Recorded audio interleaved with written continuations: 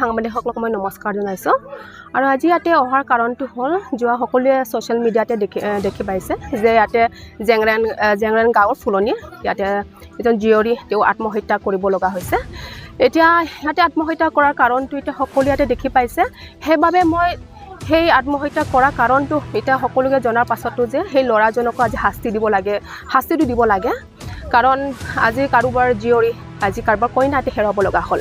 সেইবাবে আজি আমি সংগঠনৰ পৰা আজি আমি ইয়াতে আহিছোঁ আৰু তেওঁৰ দেউতাকক দেখাৰ পাছতে আৰু বহুতে ইয়াতে বেয়া এটা পৰিৱেশ ইয়াতে সৃষ্টি হোৱা দেখা গৈছে।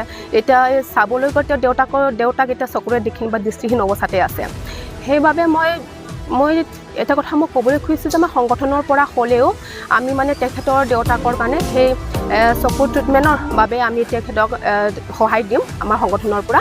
আৰু মই এতিয়া আজি মই ইয়াতে এটা কথাষাৰখন মই এতিয়া মেছেজ মই দিব খুজিছোঁ মই এতিয়া উঠি অহা ল'ৰা ছোৱালীবোৰকো যে পৃথিৱীত থকা সকলোৰে দুখ কষ্টবোৰ থাকে। সেইবাবে মানে আমি মানে সেই কষ্ট বা সেই প্ৰব্লেমবোৰ মানে আমি কেনেকৈ যে এটা সমাধান কৰিব লাগে সেইটো আমি প্ৰথমত ভাবিব লাগে। কাৰণ যে এটা প্ৰব্লেমৰ পৰা যে আমি নিজৰ প্ৰাণ হেৰুৱাই দিম বা এনেকুৱা এটা আমি একচেপ্ট কৰিব নালাগে আমি এনেকুৱা এটা বেয়া এটা।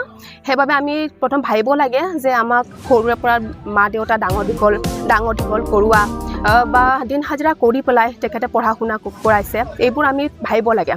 সেইবাবে মই এতিয়া অনুৰোধ এটা মই কৰিছোঁ আমাৰ সংগঠনটিৰ পৰাও যে যিমানখিনি কষ্টবোৰ আছে বা যিমানখিনি বেয়া এটা পৰিস্থিতিত হ'লেও যে এনেকুৱা এটা বেয়া কাম মানে হাতত নোলোৱাই ভাল বুলি মই ক'ম। আৰু মই কাৰণ আজি এতিয়া কাৰোবাৰ জীয়ৰী কাৰোবাৰ কইনা হেৰুৱাৰ পাছতে এটা পৰিৱেশখন আপুনি দেখিব পাৰে যে কিমান দুখতে আছে তেওঁৰ দেউতা। সেইবাবে আমাৰ সংগঠনৰ পৰা হ'লেও আমি সেই ল'ৰাজনক আমি শাস্তি দিব লাগে। কিন্তু আজি তেখেতৰ মা দেউতা আহিছে ইয়াতে কিন্তু ল'ৰাটোক ননা কাৰণটো আমি সুধিছোঁ কিন্তু এতিয়া কৈছে কি ল'ৰাটো বেমাৰ হৈ আছে বুলি কৈছে। সেইবাবে আমাৰ সংগঠনটোৰ পৰা হ'লেও আমি গাঁৱত যাই পেলাই সেই ল'ৰাক শাস্তিৰ বাবে আমি কামটো আমি কৰিম।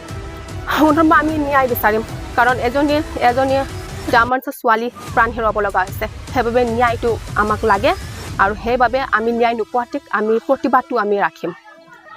এতিয়া ভিডিঅ'খন দেখাইছে ইয়াতে তেওঁৰ ভাইটিকে দেখাইছে ভিডিঅ'খন কিন্তু ভিডিঅ'খন দেখাৰ পাছতে মই চাবলৈ ভয় লাগিছে কাৰণ যেতিয়া ভিডিঅ'খন দেখুৱাইছে তেতিয়া ল'ৰাটো হাঁহি আছে কিন্তু সেইটো সময়ত যদি ল'ৰাটো লুখাৰ পৰাটো ভাল আছিলে বা তেওঁ ভাল কথা কৈ পেলাই তেওঁ কৰিব পাৰিছিলে। কিন্তু এনেকুৱা লাগিছে যে ছুইচাইড ছোৱালীজনী কৰিছে কিন্তু তাতে আকৌ ল'ৰাজনে প্ৰেছাৰ দিয়া নিচিনা দেখা পাইছে যোনটো ভিডিঅ'তে। এতিয়া ভিডিঅ'টো সম্পূৰ্ণকৈ আজি দেখি পাইছোঁ কিন্তু ইয়াতে ল'ৰাটো শাস্তি পাব লাগে।